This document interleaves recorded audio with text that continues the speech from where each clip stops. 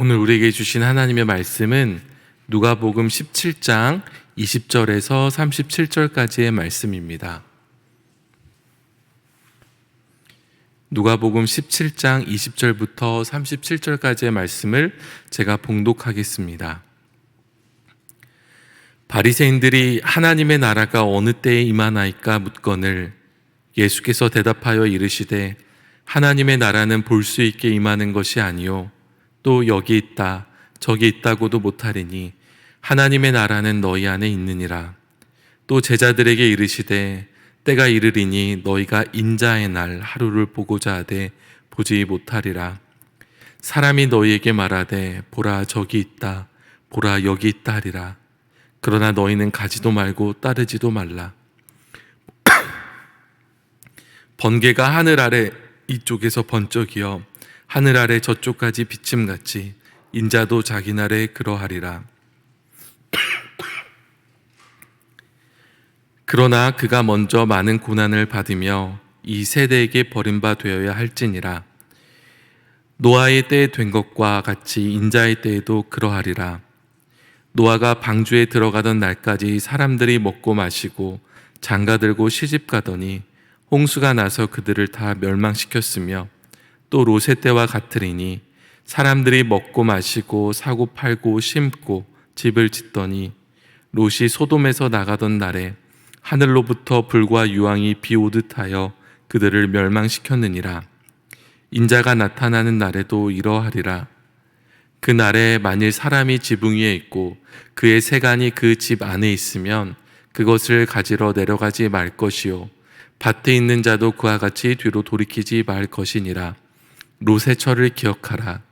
무릇 자기 목숨을 보존하고자 하는 자는 잃을 것이요 잃는 자는 살리리라.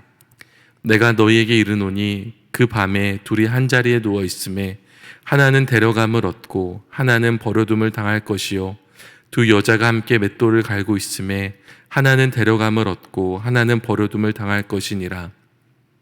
그들이 대답하여 이르되 주여 어디오니이까?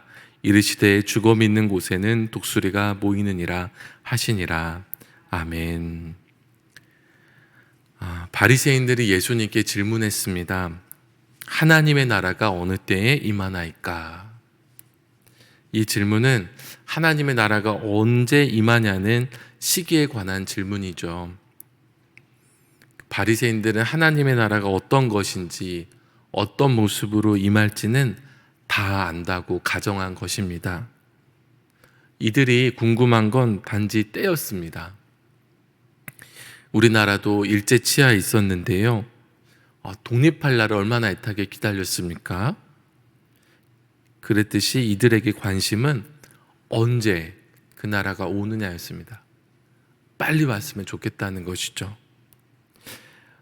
그런데 그들은 하나님의 나라를 어떻게 생각했냐면 다윗의 자손으로 오시는 메시아가 다윗 때처럼 가장 부강한 나라를 이루게 해줄 것이라고 믿었습니다.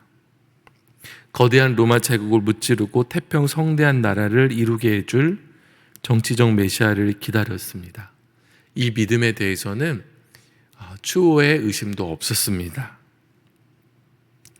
예수님께서 먼저 하나님에 대한 나라에 대한 오해를 풀어주세요. 하나님의 나라는 볼 수 있게 임하는 것이 아니요 또 여기 있다 저기 있다고도 못하리니 하나님의 나라는 너희 안에 있느니라. 하나님의 나라는 볼 수 없고 여기 있다 저기 있다 말할 수 있는 장소의 개념이 아니라고 말씀하세요. 바리새인들이 하나님의 나라는 볼 수 있고 여기 있다 저기 있다고 할 수 있는 것으로 생각했기 때문에 주님이 바로 잡아주시는 거거든요. 여러분 한번 여기 있다 저기 있다 말할 수 있는 하나님 나라 생각해 볼까요? 여기 있다 저기 있다 할 수 있는 하나님 나라는 그곳에 전쟁도 없고요 위협조차 없습니다. 코로나도 없습니다. 어떤 질병도 없어요. 자연재해도 없습니다. 모든 것이 풍부합니다. 그런데 여기 있다 저기 있다 하는 개념을 잘 생각해 보면 분명 세계 어딘가에는 하나님의 나라가 아닌 곳이 있다는 것이 전제되어 있어요. 바리새인들이 상상한 게 그런 나라예요. 선택받은 민족은 그 나라에 살겠지만 선택받지 않은 다른 나라, 민족은 다른 나라에서 살아야 될 겁니다. 예수님을 통해 시작된 하나님의 나라는 그런 수준의 것이 아니었어요. 세상 모든 사람에게 임한 하나님의 나라였습니다. 누구나 소유할 수 있어요. 그리고 누구도 빼앗을 수 없는 나라입니다. 예수님은 하나님의 나라가 너희 안에 있다고 말씀하셨어요. 아마 그 자리에 있던 바리새인들 대부분은 그런 나라 별로 원하지 않아요. 우리가 기대했던 분은 아니군요. 이렇게 실망했을 겁니다. 그런데 그리스도인들 안에 있었던 하나님의 나라가 얼마나 강력했던지 성도들은 환난과 핍박 중에도 믿음을 지켰습니다. 근데 그뿐만이 아니에요. 그런 성도들의 신앙을 옆에서 본 사람들이 교회로 오기 시작했어요. 예수를 믿기 시작했어요. 핍박받던 아주 작았던 기독교 공동체가 로마 제국에서 공식 종교로 인정되었고 심지어는 로마가 기독교국까지 되었습니다. 무력의 방법이 아닌 다른 방식으로 로마를 정복한 것입니다. 이 놀라운 역사에 대해서 우리는 충분히 자부심을 가질 수 있습니다. 그리고 22절에서 24절까지 예수님은 하나님 나라의 때에 대해서 이제 드디어 말씀하십니다. 한번 보겠습니다. 때가 이르리니 너희가 인자의 날 하루를 보고자 하되 보지 못하리라. 사람이 너희에게 말하되 보라 저기 있다, 보라 여기 있다 하리라. 그러나 너희는 가지도 말고 따르지도 말라. 번개가 하늘 아래 이쪽에서 번쩍이어 하늘 아래 저쪽까지 비침같이 인자도 자기 날에 그러하리라. 이 모습이 어떤 것인지 우리가 정확히 추측하기는 어렵습니다. 그러나 우리가 분명히 알 수 있는 것들을 제가 말씀드리고자 하는데요. 이 바리새인들의 질문에 대해서 예수님은요, 하나님의 나라가 완성될 때, 즉 예수님께서 재림하실 때를 말씀하시는 거예요. 예수님께서 공생의 사역을 시작하실 때 하나님 나라가 시작되었거든요. 그 나라가 계속 가고 있는 겁니다. 확장되고 있고요. 지금도 역사하고 있습니다. 그러나 아직 완성된 것은 아닙니다. 그런데 그 때를 물어보니까 예수님은 하나님 나라가 여러 때가 있잖아요. 근데 완성될 때를 말씀하시는 거예요. 모든 마귀를 멸하시고 하나님께서 모든 세상의 악을 심판하시고 완성하실 그 하나님 나라, 그 때를 이제 말씀하시는데요. 그 인자의 날이 또 보이는 것이 아니라고 말씀하세요. 그러니까 하나님의 나라가 볼 수 없는 것이라고 하셨는데 인자의 날도 볼 수 없다고 하십니다. 그래서 우리가 여기서 알 수 있는 것은 인자의 날이 보이지 않는다는 것, 또 보는 것이 중요하지 않다는 것도 알게 됩니다. 그러니까 우리는 보는 것을 굉장히 중요하게 여겨요.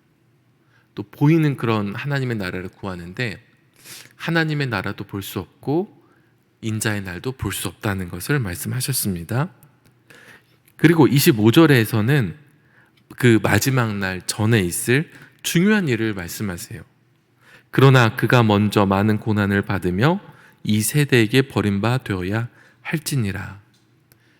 그러니까 재림하실 때 말씀하시다가 중간에 잠깐 어떤 말씀을 하시는 거냐면 이제 예수님께서 십자가 위에서 인류의 죄를 대속하시는 놀라운 희생을 예고하세요. 이 중요한 일이 그 사이에 먼저 있을 것이다. 그러고 나서 다시 26절부터 재림의 때 하나님 나라를 완성하실 날에 대해 말씀하십니다. 26절부터 30절을 제가 읽어보겠습니다. 노아의 때에 된 것과 같이 인자의 때에도 그러하리라. 노아가 방주에 들어가던 날까지 사람들이 먹고 먹고 마시고 장가들고 시집가더니 홍수가 나서 그들을 다 멸망시켰으며 또 롯의 때와 같으리니 사람들이 먹고 마시고 사고 팔고 심고 집을 짓더니 롯이 소돔에서 나가던 날에 하늘로부터 불과 유황이 비오듯 하여 그들을 멸망시켰느니라. 인자가 나타나는 날에도 이러하리라. 노아의 때와 롯의 때를 말씀하시는데 이 두 사건의 공통점이 뭐냐면 아주 평범한 일상을 살고 있을 때 갑자기 멸망의 날이 온다는 거예요. 이게 서서히 왔으면 좀 낫지 않았을까요?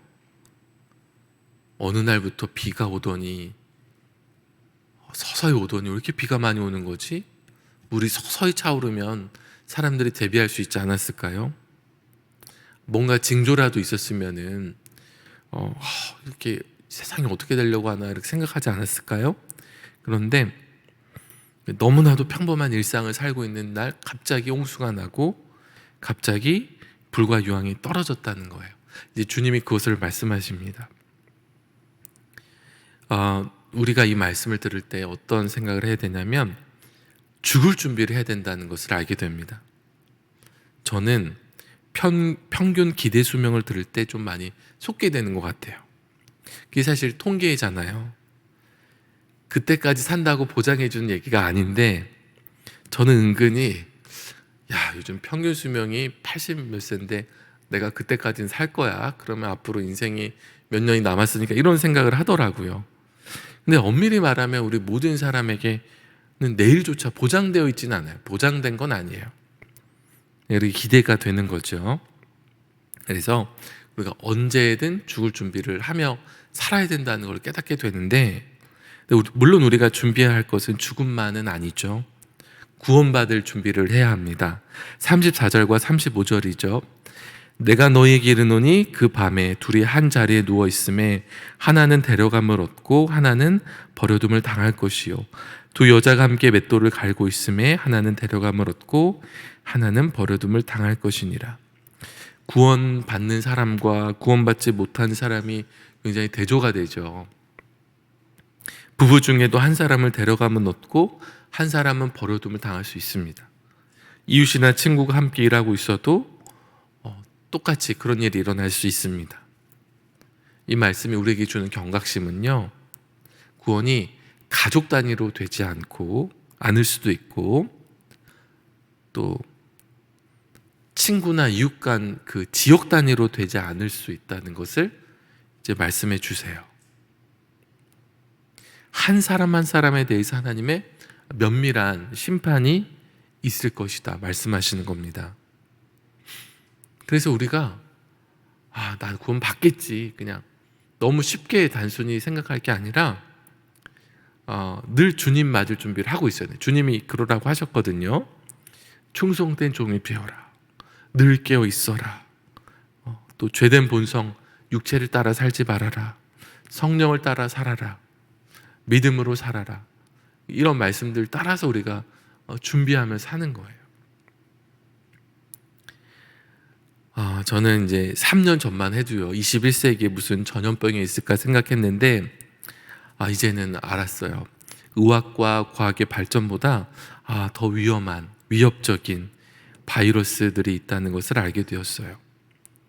저는 또 지난주까지만 해도 이게 우크라이나 전쟁이 지금은 이렇게 막 진행됐지만 사실은 일주일 전만 해도 우크라이나 전쟁이 일어날까 아닐까 2주 전에는 확실히 일어날까 아닐까 그러다가 이제 확실한 증거들이 있다 이런 기사가 나오기 시작하면서 정말 우리가 생각했던 이상으로 끔찍한 일들이 일어나고 있는데 21세기에 무슨 전염병이야 21세기에 무슨 전쟁이야 이런 생각이 깨어져가는 그런 과정 속에서 충격을 받게 되었습니다. 북한이 연일 미사일을 쏘아대고 있는 우리나라의 상황을 볼 때에 우크라이나의 상황은 남일이 아니죠. 예수님은 종말이 노아의 때처럼 롯의 때처럼 갑자기 온다고 말씀하셨지 예상할 수 있게 온다고 말씀하시지 않으셨잖아요. 개인적인 종말이든 보편적인 종말이든 개인적인 종말은 죽음이고요. 보편적인 종말은 예수님의 재림이에요. 근데 이 두 가지 모두 다 갑자기 온다는 것이에요. 그러니까 늘 깨어 있으라고 주님 말씀하셨거든요. 그러니까 예수님은 늘 깨어 있으라고 그러시지 보장되어 있다고 말씀하신 적이 없다는 거예요. 그리고 하나님의 나라는 종말 너머에 있어야 해요. 하나님께서 사랑하시는 자들에게 종말을 피하게 해주신다고 약속하신 적이 없어요. 내가 너 사랑하니까 좀 긴장되고 위험하고 두렵고 떨리는 종말을 피하게 해줄게, 이렇게 말씀하신 적이 없어요. 이단들은 그렇게 얘기합니다. 죽음을 맛보지 않고 영생을 간다 그러는데 예수님은 그러신 적이 없어요. 종말 너머에 있는 하나님의 나라를 말씀하시죠. 그렇다면 우리는 어떤 믿음으로 살아야 할까요? 31절부터 33절에 나와 있습니다. 그날에 만일 사람이 지붕 위에 있고 그의 세간이 그 집 안에 있으면 그것을 가지러 내려가지 말 것이요 밭에 있는 자도 그와 같이 뒤로 돌이키지 말 것이니라. 롯의 철을 기억하라. 무릇 자기 목숨을 보존하고자 하는 잃을 것이요 잃는 자는 살리리라. 이게 과연 어떤 의미일까? 지붕 위에 있다면 세간을 가지러 내려가지 말고, 아마 종말이 쓰나미처럼 오나? 그러니까 높은 지대에 있으면은 좀 더 안전하다는 말인가? 밭도 산간지대에 밭이 많으니까 좀 높은 고도에 있으면 이제 물이 차오르기 때문에 높이 있으라는 말인가? 이렇게 생각할 수 없죠. 롯의 처를 기억하라고 하시는데, 롯의 처는요, 그 집과 그런 모든 것들을 버리고 떠날 때 아까워서 뒤를 보다가 소금 기둥이 된 것을 우리가 알고 있습니다. 그러니까 이 말씀은 어떤 말씀일까? 언제든 이제 버릴 준비를 하며 살라는 거예요. 언제든 떠날 준비를 하며 살라는 말씀입니다. 자기 목숨을 보존하고자 하는 자는 잃을 것이요 잃는 자는 살리리라. 이 세상에서의 삶에 너무 집착해서는 안 된다는 말씀입니다. 이제 우리가 붙잡아야 될 것은 영원한 생명이지 이 땅에서의 생명이 아니라는 말씀입니다. 사랑하는 성도 여러분, 오늘 우리에게 주시는 주님의 말씀을 꼭 붙잡으시기 바랍니다. 주님 부르시면 언제든 모든 것을 놓고 떠날 준비를 하며 살아야 돼요. 오늘 이어령 교수님 장례일인데, 이어령 교수님이 그 마지막 수업 이런 인터뷰 또 하셨는데 죽음에 대해서 굉장히 많은 이야기 하셨거든요. 사람들이 죽음을 잊고 살아가는, 죽음이 죽어버렸다 이런 얘기도 하시는데, 젊은이는 늙고 늙은이는 죽는다. 그래서 우리가 늘 죽음을 생각하면서 살아야 된다는 이야기를 하셨어요. 우리가 모든 것을 놓고 떠날 준비를 늘 하며 살아야 됩니다. 하나님께서 주실 가장 아름답고 영광스러운 하나님 나라보다 이 세상에서의 삶을 더 사랑하지는 마시기 바랍니다. 이 둘은 비교할 수조차 없어요, 사실은. 그런데 하나님의 나라는 보이지 않거든요. 이 나라는 눈에 보이고, 그러니까 눈에 보이는 것에 우리가 더 끌리기가 쉬운 거예요. 바리새인들도 그랬어요. 눈에 보이는 하나님의 나라를 원했거든요. 그러나 오늘 성령님께서 우리 안에 계셔서 하나님의 나라를 더 바라보시게 되시기를 바랍니다. 또 그 하나님의 나라가 우리 안에 있다 그러셨어요. 누리며 사세요. 하나님 나라의 기쁨, 하나님 나라의 소망으로 가득 채워지셔서 눈에 보이는 것에 마음을 빼앗기지 마시고 그 하나님의 나라로 흔들림 없이 주님 말씀대로 살아가시는 저와 여러분 되시기를 바랍니다. 기도하겠습니다. 하나님 감사합니다. 오늘도 우리에게 말씀하여 주시고 또 그날을 준비하며 살 수 있도록 또 생명의 말씀을 허락해 주셔서 감사를 드립니다. 하나님께서 주신 하나님의 나라가 우리 안에 있다고 하셨는데 하나님, 그 나라를 누리며 살기를 원합니다. 주님께서 주신 풍성한 생명을 날마다 누리며 살아서 눈에 보이는 이 나라에 우리 마음과 시선을 빼앗길 게 아니라 영원한 하나님의 나라에 우리의 소망을 두고 살아가게 하여 주시옵소서. 주님, 우리는 연약하고 또 믿음이 약해서 늘 언제나 죽음이 두렵고 또 그 나라를 잘 보지 못하는 경향이 많이 있습니다. 성령님께서 이런 연약한 우리들을 붙들어 주셔서 그 소망으로 하루하루를 살아갈 수 있도록 인도하여 주시옵소서. 하나님, 연일 계속되는 우크라이나 전쟁을 있습니다. 우크라이나를 위해 기도합니다. 하나님께서 그 나라를 긍휼히 여겨주시고 속히 전쟁이 종결되게 하여 주옵소서. 더 이상의 희생을 막아주시고 하나님께서 대신 싸워 주시옵소서.